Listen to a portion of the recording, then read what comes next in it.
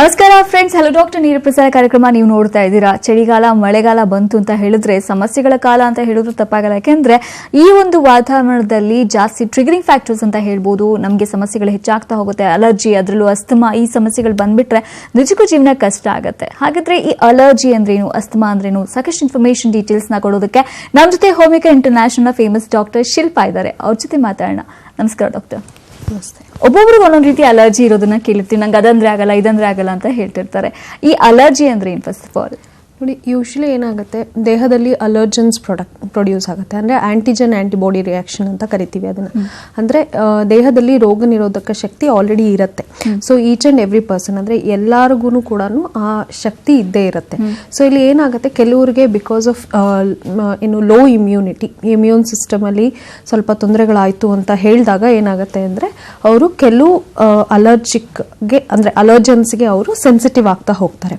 So ಇಲ್ಲಿ ಏನಾಗುತ್ತೆ ಅಂತಂದರೆ ಕೆಲವರಿಗೆ ಡಸ್ಟ್ ಇರಬಹುದು, ಅಥವಾ ಪಾಲನ್ಸ್ ಅಂತ ಕರಿತೀವಿ ಅದಿರಬಹುದು, ಅಥವಾ ಕೆಲವರಿಗೆ ಇನ್ಸೆಕ್ಟ್ಸ್ ಅಂತ ಹೇಳ್ತೀವಿ. ಸೊ ಈ ಕಾಕ್ರೋಚಸ್ ಇರಬಹುದು, ಈ ತರದಕ್ಕೂ ಕೂಡ ಅಲರ್ಜಿ ಆಗ್ತಾ ಹೋಗುತ್ತೆ. ಸೊ ಕೆಲವರಿಗೆ ಫ್ಯೂಮ್ಸ್, ಅಗರಬತ್ತಿ ಸ್ಮೆಲ್ಸ್ ಆಗಲ್ಲ, ಪರ್ಫ್ಯೂಮ್ಸ್ ಆಗಲ್ಲ. ಸೊ ಈ ತರದ್ದೆಲ್ಲಾನು ಅವ್ರಿಗೆ ಅಲರ್ಜಿ ಆಗ್ತಾ ಹೋಗುತ್ತೆ. ಸೊ ಇಲ್ಲಿ ಏನಾಗುತ್ತೆ, ಬಿಕಾಸ್ ಆಫ್ ಹೈಪರ್ ಸೆನ್ಸಿಟಿವಿಟಿ ಅಂತಾನೆ ಹೇಳ್ಬೋದು. ಅಂಡ್ ಕೆಲವ್ರಿಗೆ ಏನಾಗುತ್ತೆ, ಈಸ್ನೋಫಿಲ್ ಕೌಂಟ್ಸ್ ತುಂಬಾನೇ ಜಾಸ್ತಿ ಆಗ್ತಾ ಹೋಗುತ್ತೆ. ಸೊ ಇದಿದ್ದಾಗ ಏನಾಗುತ್ತೆ, ಹಿಸ್ಟಮಿನ್ ಪ್ರೊಡಕ್ಷನ್ ಅಲ್ಲಿ ಏರುಪೇರು ಆಗ್ತಾ ಹೋಗುತ್ತೆ. ಸೊ ಇದರಲ್ಲಿ ಅವರಿಗೆ ಸಮಸ್ಯೆ ಆದಾಗ ಒಂದು ಡಸ್ಟ್ ಅಲರ್ಜಿ ಅಥವಾ ಯಾವುದೇ ಅಲರ್ಜಿ ಆದ್ರೂ ಕೂಡ itching is the main vital symptom ಅಂತ ಹೇಳಬಹುದು. ಸೊ ಇಲ್ಲಿ ಏನಾಗುತ್ತೆ, ಇಚ್ಚಿಂಗ್ ಇರಬಹುದು ಅಥವಾ ಇರಿಟೇಷನ್ ಇರಬಹುದು. ಕೆಲವರಿಗೆ ಸ್ನೀಸಿಂಗ್ ಶುರು ಆಗ್ತಾ ಹೋಗುತ್ತೆ, ಅಂದ್ರೆ ಶೀನುಗಳು ಪದೇ ಪದೇ ಬರ್ತಾ ಹೋಗುತ್ತೆ. ಜೊತೆಗೆ ಮೂಗಲ್ಲಿ ನೀರು ಸುರಿಯುವಂಥದ್ದು, ಜೊತೆಗೆ ಮೂಗು ಕಟ್ಟುವಂಥದ್ದು, ಜೊತೆಗೆ ರೆಸ್ಪಿರೇಟರಿ ಡಿಸ್ಟ್ರೆಸ್ ಅಂತ ಕರಿತೀವಿ. ಅಂದ್ರೆ ಅವರಿಗೆ ಉಸಿರಾಟಕ್ಕೆ ತೊಂದರೆ ಆಗ್ತಾ ಹೋಗುತ್ತೆ. ಸೊ ಇದೆಲ್ಲಾನು ಕೂಡ ರೆಸ್ಪಿರೇಟರಿಗೆ ಸಂಬಂಧಪಟ್ಟಂಗೆ. ಕೆಲವ್ರಿಗೆ ಏನಾಗುತ್ತೆ ಅಂದ್ರೆ ಸ್ಕಿನ್ ಪ್ರಾಬ್ಲಮ್, ಅಂದ್ರೆ ಇವಾಗ ಅವರು ಡಸ್ಟ್ಗೆ ಎಕ್ಸ್ಪೋಸ್ ಆಗಿದ ತಕ್ಷಣ ಸ್ಕಿನ್ ನಲ್ಲಿ ಚೇಂಜಸ್ ಶುರು ಆಗ್ತಾ ಹೋಗುತ್ತೆ. ಅಂದ್ರೆ ಸ್ಕಿನ್ ನಲ್ಲಿ ರೆಡ್ನೆಸ್ ಬರುವಂಥದ್ದಾಗ್ಲಿ ಅಥವಾ ಇರಿಟೇಷನ್ಸ್ ಇರುವಂಥದ್ದು. ಇನ್ ಕೆಲವ್ರಿಗೆ ಏನಾಗುತ್ತೆ, ಇಚಿಂಗ್ ಆಗ್ತಾ ಹೋಗುತ್ತೆ. ಸೊ ಇದೆಲ್ಲಾನು ಕೂಡ ಕೆಲವ್ರಿಗೆ ಏನಾಗುತ್ತೆ, ಅಲರ್ಜಿಕ್ ಎಕ್ಸಿಮಾ ಅಂತಾನು ಕೂಡ ಕರಿತೀವಿ. ಅಂದ್ರೆ ಅದರಲ್ಲಿ ಲಾಂಗ್ ಟರ್ಮ್ ಇರುತ್ತೆ.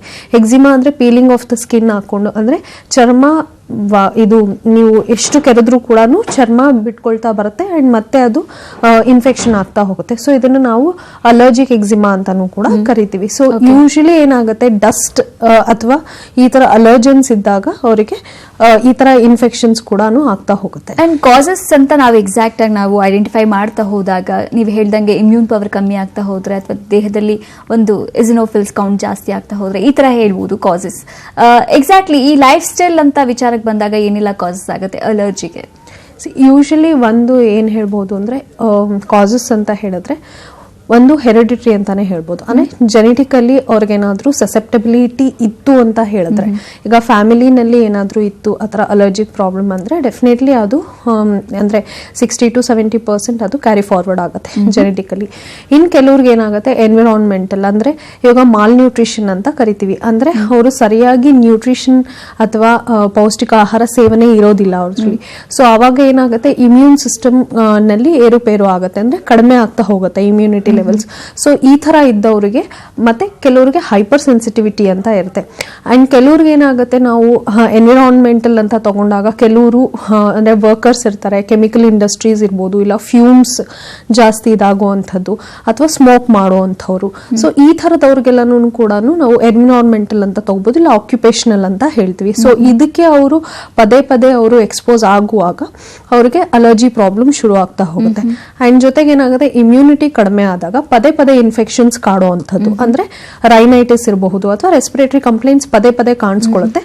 ಜೊತೆಗೆ ಕೆಲವ್ರಿಗೆ ಏನಾಗುತ್ತೆ ಅಂದ್ರೆ ಸೀಸನಲ್ ವೇರಿಯೇಷನ್ಸ್ ಕೂಡ ಆಗುತ್ತೆ. ಅಂದ್ರೆ ಇವಾಗ ಮಳೆಗಾಲ ಅಥವಾ ಚಳಿಗಾಲದಲ್ಲಿ ಜಾಸ್ತಿ ಆಗುವಂಥದ್ದು. ಇನ್ ಕೆಲವ್ರಿಗೆ ಏನಾಗುತ್ತೆ, ಇದು ಸಮ್ಮರ್ ಅಲ್ಲೂ ಕೂಡ ಬಿಕಾಸ್ ಆಫ್ ದ ಡಸ್ಟ್, ಅಂದ್ರೆ ಏನಾಗುತ್ತೆ, ಡಸ್ಟ್ ಜಾಸ್ತಿ ಹೇಳುವಾಗ ಅಂದ್ರೆ ಡ್ರೈ ವೆದರ್ ಇದ್ದಾಗ್ಲೂ ಕೂಡ ಕೆಲವ್ರಿಗೆ ಈ ಸಮಸ್ಯೆಗಳು ಜಾಸ್ತಿ ಕಾಣಿಸುತ್ತೆ. ಓಕೆ, ಈಗ ಅಲರ್ಜಿ ಅಂತ ಹೇಳಿದ್ರೆ ಆ ಪದ ಕೇಳಿದ್ರೆ ಎಷ್ಟು ಜನಕ್ಕೆ ಅಲರ್ಜಿ ಅಂತ ಫೀಲ್ ಆಗುತ್ತೆ. ಯಾಕೆಂದ್ರೆ ಒಬ್ರಿಗೆ ಏನಾದ್ರು ಅಲರ್ಜಿ ಇದ್ರೆ ಅಯ್ಯೋ ನಂಗೆಲ್ಲಿ ಸ್ಪ್ರೆಡ್ ಆಗುತ್ತೆ, ನಂಗೆಲ್ಲಿ ಪ್ರಾಬ್ಲಮ್ ಆಗುತ್ತೋ ಅನ್ನೋ ಅಂತ ಫೀಲ್ ಮಾಡ್ಕೊಳ್ಳೋರೆ ಜಾಸ್ತಿ. ಸೊ ಈ ಅಲರ್ಜಿ ಸ್ಪ್ರೆಡ್ ಆಗೋದು ಯಾವ ಒಂದು ಸಂದರ್ಭದಲ್ಲಿ, ಯಾವೆಲ್ಲ ರೀತಿಯ ಒಂದು ಅಲರ್ಜಿಗಳು ಸ್ಪ್ರೆಡ್ ಆಗುತ್ತೆ? ಯೂಶಲಿ ಏನಾಗುತ್ತೆ ಅಂತಂದರೆ ವೈರಲ್ ಇನ್ಫೆಕ್ಷನ್ಸ್ ಇರಬಹುದು, ಇಲ್ಲ ಬ್ಯಾಕ್ಟೀರಿಯಲ್ ಇನ್ಫೆಕ್ಷನ್ಸ್ ಇದ್ದಾಗ ಇವ್ರಿಗೆ ಅಲರ್ಜಿ ಸ್ಪ್ರೆಡ್ ಆಗುವಂಥ ಸಾಧ್ಯತೆ ಇರುತ್ತೆ. ಬಟ್ ಕೆಲವ್ರಿಗೆ ಏನಾಗುತ್ತೆ ಅಂದರೆ ಆ ಸಸೆಪ್ಟಬಿಲಿಟಿ ಇರಬೇಕು, ಆ ದೇಹದಲ್ಲಿ ಅದನ್ನು ತಗೊಳ್ಳೋ ಅಂಥ ಸಸೆಪ್ಟಬಿಲಿಟಿ ಇದ್ದರೆ ಮಾತ್ರ ಬರೋ ಚಾನ್ಸಸ್ ಇರುತ್ತೆ. ಯಾಕೆಂದರೆ ನಾವು ನೋಡಬಹುದು ಕೆಲವು ಪ್ಲೇಸಸಲ್ಲಿ ಸಾವಿರಾರು ಜನ ಓಡಾಡ್ತಿರ್ತಾರೆ, ಆ ಪ್ಲೇಸಲ್ಲಿ TB ಈ ಥರ ಕಾಯಿಲೆ ಇರೋವಂಥವ್ರು ಸಾಕಷ್ಟು ಜನಗಳು ಓಡಾಡ್ತಿರ್ತಾರೆ. ಬಟ್ ಏನಾಗುತ್ತೆ ಅಂದರೆ ಅವರಿಗೆ ಸಸೆಪ್ಟಬಿಲಿಟಿ ಇರಬೇಕು, ಹಂಗಂತ ಅಲ್ಲಿರೋ ಅಷ್ಟು ಜನಕ್ಕೆ TB ಬರುತ್ತೆ ಅಂತಲ್ಲ. ದೇರ್ ಶುಡ್ ಬಿ ಸಸೆಪ್ಟಿಬಿಲಿಟಿ, ಅಂದ್ರೆ ಆ ದೇಹದಲ್ಲಿ ಅದನ್ನ ತಗೊಳ್ಳೋ ಅಂತ ಸಸೆಪ್ಟಿಬಿಲಿಟಿ ಇದ್ರೆ ಮಾತ್ರ ಅವರಿಗೆ ಇನ್ಫೆಕ್ಷನ್ ಬರೋ ಅಂಥದ್ದು. ಸೊ ಇಮ್ಯುನಿಟಿ ಪವರ್ ಯಾರಿಗೆ ಕಡಿಮೆ ಇರುತ್ತೆ, ಆ ಬ್ಯಾಕ್ಟೀರಿಯಾ ಅವರ ದೇಹದಲ್ಲಿ ಲ್ಯಾಂಡ್ ಅಪ್ ಆಗಿ ಅದು ಗ್ರೋತ್ ಆಗುತ್ತೆ ಅಂತ ಹೇಳುವಾಗ ಮಾತ್ರ ಅವರಿಗೆ ಬರುವಂಥದ್ದು. ಇಲ್ಲ ಅಂತಂದ್ರೆ ಇಮ್ಯೂನ್ ಸಿಸ್ಟಮ್ ಚೆನ್ನಾಗಿತ್ತು ಅಂತಂದ್ರೆ ಡೆಫಿನೆಟ್ಲಿ ಅವರು ಹೆಲ್ತಿಯಾಗೇ ಇರ್ತಾರೆ. And it is more of dust allergies ಮತ್ತೆ ಇದು ಡಸ್ಟ್ ಮೈಟ್ಸ್ ಅಂತ ಕರಿತೀವಿ, ಇದರಿಂದ ಆಗೋದ್ರಿಂದ ಅವ್ರ ಸಸೆಪ್ಟಬಿಲಿಟಿ ಇದ್ದಾಗ ಮಾತ್ರ ಅವರಿಗೆ ಬರುತ್ತೆ, ಇಲ್ಲ ಅಂದ್ರೆ ಬರೋದಿಲ್ಲ. ಮೋರ್ ಓವರ್ ನೆಗ್ಲಿಜೆನ್ಸ್ ಒಳ್ಳೇದಲ್ಲ, ಯಾಕೆಂದ್ರೆ ನನಗೇನು ಪ್ರಾಬ್ಲಮ್ ಇಲ್ಲ ಅಂತ ಹೇಳಿ ನೆಗ್ಲೆಕ್ಟ್ ಮಾಡಿದ್ರೆ ಎನಿ ಟೈಮ್ ಅಟ್ಯಾಕ್ ಆಗ್ಬೋದು ಅಲರ್ಜಿ. ಸೊ ದಟ್ ನಾವು ಹೈಜೀನ್ ಆಗಿರೋದು ಮತ್ತೆ ಹೆಲ್ದಿ ಆಗಿರೋದು ಎಷ್ಟು ಇಂಪಾರ್ಟೆಂಟ್ ಅಂತ ಹೇಳ್ತೀರಾ? ಯೂಶಲಿ ಇದರಲ್ಲಿ ಏನು ಹೇಳಬಹುದು ಅಂತಂದರೆ ಆದಷ್ಟು ನ್ಯೂಟ್ರಿಷಿಯಸ್ ಡಯಟ್ ಫಾಲೋ ಮಾಡ್ತು ಅಂತಂದರೆ, ಅಂದರೆ ಅವರು ಬ್ಯಾಲೆನ್ಸ್ ಡಯಟ್ ಇರಬೇಕು, ಮತ್ತು ಆದಷ್ಟು ಪೌಷ್ಟಿಕ ಆಹಾರ ತೊಗೊಳ್ತಿರ್ತಾರೆ, ಜೊತೆಗೆ ಹಣ್ಣು ತರಕಾರಿಗಳು ಚೆನ್ನಾಗಿ ತೊಗೊಳ್ತಿರ್ತಾರೆ. ಆ್ಯಂಡ್ ಕೆಲವ್ರಿಗೆ ಏನಾಗುತ್ತೆ ಚಿಕ್ಕ ವಯಸ್ಸಿಂದಾನೇ ಈ ಸಮಸ್ಯೆಗಳಿರುತ್ತೆ, ಅಂದರೆ ಅವರಿಗೆ ಇಮ್ಯೂನ್ ಸಿಸ್ಟಮ್ ಬೆಳೆಯೋ ವಯಸ್ಸಲ್ಲೇ ಅವರಿಗೆ ಆಸ್ತಮಾ ಅಟ್ಯಾಕ್ ಇರ್ಬೋದು ಅಥವಾ ಡಸ್ಟ್ ಅಲರ್ಜೀಸ್ ಈ ಥರದ್ದೆಲ್ಲ ಇರುತ್ತೆ. ಇಂಥವರಿಗೆ ಲಾಂಗ್ ಟರ್ಮಲ್ಲಿ ಏನು ಮಾಡ್ಬೋದು ಅಂದರೆ ಪೌಷ್ಟಿಕ ಆಹಾರ ಕೊಟ್ಟು ಜೊತೆಗೆ ಅವರನ್ನು ಹೈಜಿನಿಕ್ ಆಗಿ ಮೇಂಟೈನ್ ಮಾಡೋದನ್ನು ಅವರು ಅಭ್ಯಾಸ ಮಾಡ್ಕೊಳ್ತು ಅಂದ್ರೆ ಡೆಫಿನೆಟ್ ಆಗಿ ಇದನ್ನ ತಡಿಬಹುದು. ಬಟ್ ಏನಾಗುತ್ತೆ ಕೆಲವರಿಗೆ ಬಿಕಾಸ್ ಪೌಷ್ಟಿಕ ಆಹಾರ ಸಿಕ್ಕಿರೋದಿಲ್ಲ, ಜೊತೆಗೆ ಅವರ ಲೈಫ್ ಸ್ಟೈಲು ಕೂಡ ಇಲ್ಲ, ಕೆಲವರಿಗೆ ಸ್ಟ್ರೆಸ್ ಲೆವೆಲ್ಸ್ ಇರುತ್ತೆ, ಸೈಕಲಾಜಿಕಲ್ ಸ್ಟ್ರೆಸ್ ಇಲ್ಲ ಆಂಗ್ಸೈಟಿ ಡಿಸಾರ್ಡರ್ಸ್ ಅಂತ ಕರಿತೀವಿ. ಸೊ ಇದೆಲ್ಲ ಇದ್ದವ್ರಿಗೂ ಕೂಡ ಇದರಲ್ಲಿ ಏರುಪೇರು ಆಗ್ತಾ ಹೋಗುತ್ತೆ. ಅಂದ್ರೆ ಡಸ್ಟ್ ಅಲರ್ಜೀಸ್ ಇರ್ಬೋದು, ಇಲ್ಲ ಆಸ್ತಮ್ಯಾಟಿಕ್ ಅಟ್ಯಾಕ್ ಇರ್ಬೋದು, ಇದನ್ನೆಲ್ಲಾನು ಕೂಡ ಏರುಪೇರು ಆಗುತ್ತೆ. ಓಕೆ, ಈಗ ಅಲರ್ಜಿನ ನೆಗ್ಲೆಕ್ಟ್ ಮಾಡಿದ್ರೆ, ಇನ್ ಟೈಮ್ ಟ್ರೀಟ್ಮೆಂಟ್ ತೆಗೆದುಕೊಳ್ಳಿಲ್ಲ ಅಂತ ಹೇಳಿದ್ರೆ ವಿಡ್ರಾವಲ್ ವಿತ್ ಕಾಂಪ್ಲಿಕೇಶನ್, ಆ ಒಂದು ಪರಿಣಾಮ ಯಾವ ಥರ ಇರುತ್ತೆ? ಯೂಶಲಿ ಏನಾಗುತ್ತೆ ಅಲರ್ಜಿಕ್ ಅಂದರೆ ಈ ಡಸ್ಟ್ ಅಲರ್ಜಿ ಇರ್ಬೋದು ಅಥವಾ ಅಲರ್ಜಿಕ್ ಪ್ರಾಬ್ಲಮ್ ಇರೋವಂಥವ್ರಿಗೆ ಏನಾಗುತ್ತೆ ಅಂತಂದರೆ ತಾತ್ಕಾಲಿಕವಾಗಿ ರಿಲೀಫ್ ತಗೊಳ್ತಾರೆ. ಅಂದರೆ ಇವಾಗ ಡಸ್ಟ್ ಅಲರ್ಜಿ ಆಗಿರುತ್ತೆ, ಸಾಮಾನ್ಯವಾಗಿ ಆ್ಯಂಟಿ ಹಿಸ್ಟಮಿನ್ಸ್ ಅಂತ ಕೊಡ್ತಾರೆ. ಸೊ ಇಲ್ಲಿ ಏನಾಗುತ್ತೆ ಅಂತಂದರೆ ಪದೇ ಪದೇ ಅವರು ಅದನ್ನು ಸೇವನೆ ಮಾಡಿದಾಗ ಅದು ಆ್ಯಂಟಿ ಹಿಸ್ಟಮಿನ್ಸ್ ಅಂದರೆ ಹಿಸ್ಟಮಿನ್ನ ಸಪ್ರೆಸ್ ಮಾಡುತ್ತೆ. ಸೊ ಇಲ್ಲಿ ಏನಾಗುತ್ತೆ ಅಂತಂದರೆ ಅವರಿಗೆ ತಾತ್ಕಾಲಿಕವಾಗಿ ಅಷ್ಟೇ ರಿಲೀಫ್ ಸಿಗುತ್ತೆ, ಬಟ್ ಅವರ ಇಮ್ಯೂನ್ ಸಿಸ್ಟಮ್ ಮೇಲೆ ಅವರು ವರ್ಕ್ ಮಾಡ್ತಿರೋದಿಲ್ಲ. ಜೊತೆಗೆ ಅದು ಪದೇ ಪದೇ ಯಾವ ಕಾರಣಕ್ಕೆ ಬರ್ತಿದೆ ಅದಕ್ಕೆ ಅವರು ಟ್ರೀಟ್ಮೆಂಟ್ ತಗೊಳ್ತಿರೋದಿಲ್ಲ. It is only temporary basis ಅವರು ಟ್ರೀಟ್ಮೆಂಟ್ ತಗೊಳ್ತಿರ್ತಾರೆ. ಸೊ ಇಲ್ಲಿ ಏನಾಗುತ್ತೆ ಅಂತಂದ್ರೆ ಅವರು ಇದನ್ನ ಏನಾದರೂ ಪದೇ ಪದೇ ಇನ್ಫೆಕ್ಷನ್ ಆಗೋದ್ರನ್ನ ಅವರು ಟೆಂಪರರಿ ಸಪ್ರೆಸ್ ಮಾಡಿಕೊಂಡು ಇದನ್ನ ಲಾಂಗ್ ಟರ್ಮಲ್ಲಿ ಬಿಡ್ತಾರೆ ಅಂತಂದ್ರೆ ಅಲರ್ಜಿಕ್ ಬ್ರಾಂಕೈಟಿಸ್ ಅಂತ ಕರಿತೀವಿ, ಇದು ಲ್ಯಾಂಡ್ ಅಪ್ ಆಗುತ್ತೆ. ಇನ್ನು ಕೆಲವ್ರಿಗೆ ಏನಾಗುತ್ತೆ ಆಸ್ತಮ್ಯಾಟಿಕ್ ಅಟ್ಯಾಕ್ ಆಗ್ತಾ ಬರುತ್ತೆ. ಅಂದ್ರೆ ಪದೇ ಪದೇ ರಿಕರೆನ್ಸಿ ಜಾಸ್ತಿ ಇರಬೇಕು, ನಾಟ್ ಒನ್ಸ್ ಆರ್ ಟ್ವೈಸ್. ಇದು ಪದೇ ಪದೇ ಅಟ್ಯಾಕ್ ಆಗಿದ್ದಾದಾಗ ಅವರು ಆಸ್ತಮಾಗೆ ಲ್ಯಾಂಡ್ ಅಪ್ ಆಗ್ತಾರೆ, ಇಲ್ಲ ಪಲ್ಮನರಿ ಅಬ್ಸ್ಟ್ರಕ್ಷನ್ಸ್ ಇರುತ್ತೆ, ಅಂದ್ರೆ COPDs ಅಂತ ಕರಿತೀವಿ.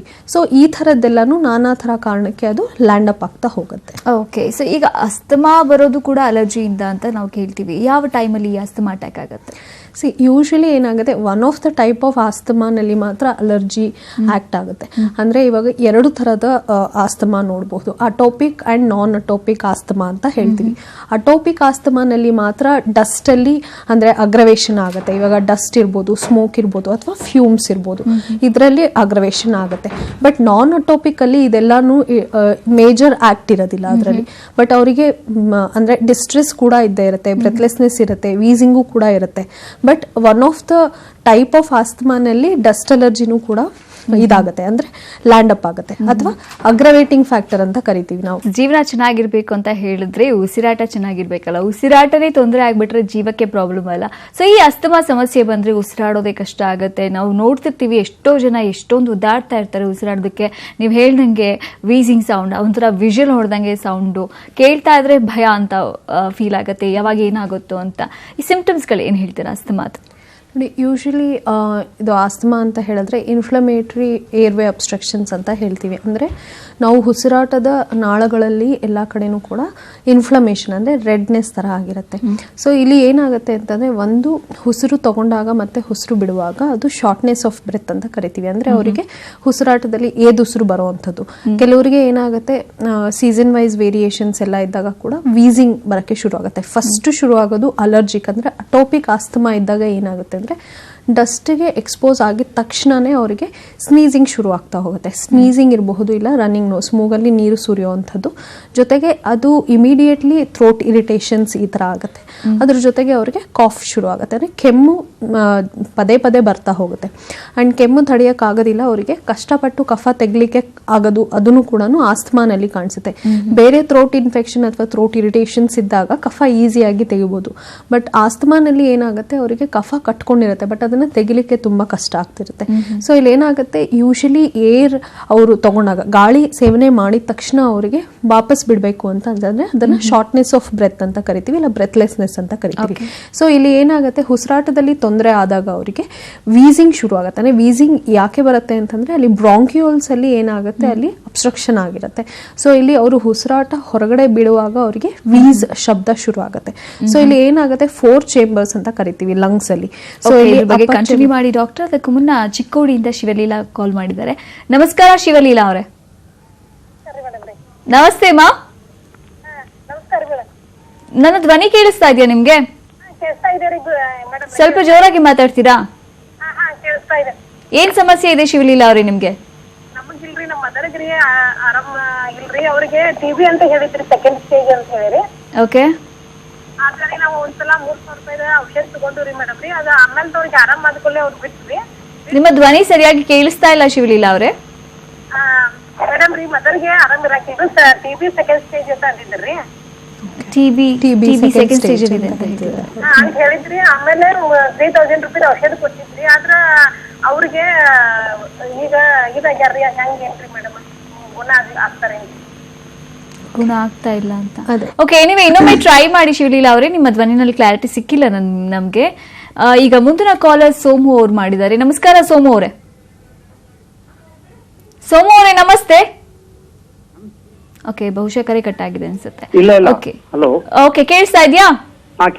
ಮಾತಾಡಿ. ಡಾಕ್ಟರ್ ಶಿಲ್ಪಾ ಇದ್ದಾರೆ, ಮಾತಾಡಿ ಅವ್ರ ಜೊತೆ. ಮೇಡಮ್ ನಮಸ್ಕಾರ. ನಮಸ್ತೆ ಸರ್, ಹೇಳಿ. 3 years ಬ್ಯಾಕಲ್ಲಿ ಆಕ್ಚುಲಿ ನನಗೆ ಬಲೂನ್ ಆಪರೇಷನ್ ಅಂತ ಆಗಿತ್ತು. ಅಂಡ್ ಫುಲ್ ಸಿಕ್ಕಾಪಟ್ಟೆ ಕೆಮ್ಮು ಜಾಸ್ತಿ ಇತ್ತು.